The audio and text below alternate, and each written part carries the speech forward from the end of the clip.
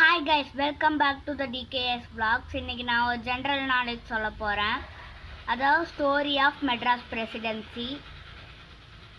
இப்போ பிரிட்டிஷ்காரங்க வந்து 1801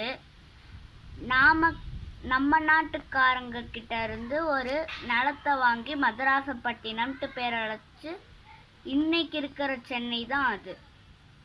சென்னையில் தான் நம்மளுக்கு நிறையா போராட்டங்கள் எல்லாமே வந்து நம்மளுக்கு 1947 சுதந்திரம் கிடைச்சிது.